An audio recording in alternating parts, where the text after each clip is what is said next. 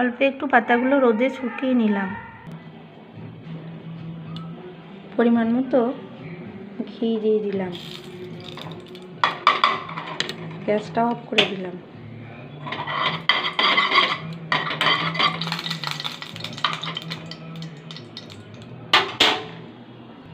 এই ধোঁয়াটা অবস্থায় এগুলো গাঁদা পাতা ধুয়ে পরিষ্কার করে একটু রোদে শুকিয়ে এর মধ্যে দিয়ে দিলাম। এই দেখুন, এটা রেডি হয়ে গেল। এই দেখুন, অল্প অল্প গরম আছে। এটা আমার কাকিমা, তো কাকিমার মুখের মধ্যে ঘা হয়েছে, আমরা বলি জ্বর ঠোঁটো। এটা যদি লাগিয়ে দেওয়া হয়, এই কাকিমা এই ওষুধটা বলে দিয়েছিল আমাকে।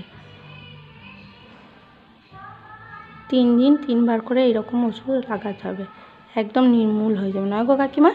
হ্যাঁ, ওটা রেডি। আজকে আমি রান্না করেছি সব রকম দিয়ে একটা সবজি, ঢেঁড়স আলু সিদ্ধ, আর এই দেখুন সজনের ফুল ভাজা বেগুন দিয়ে টমেটো দিয়ে। এখন বাজে দুপুরবেলা ওই 1:15 মতো বাজে।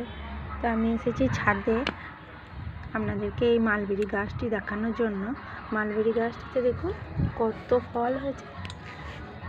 এই দেখুন, এগুলো এখন পাকবে, খেতে খুব সুস্বাদু।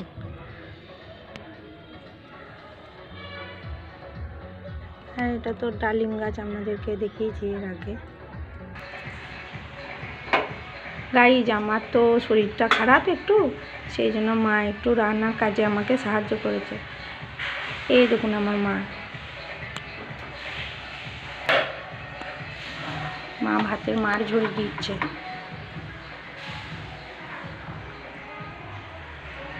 মা, তোমার মুখটা একটু দেখাও। হ্যাঁ, ঠিক আছে। তো বন্ধুরা, যদি আমার ভিডিও আপনাদের ভালো লাগে অবশ্যই একটু লাইক দিয়ে দেবেন।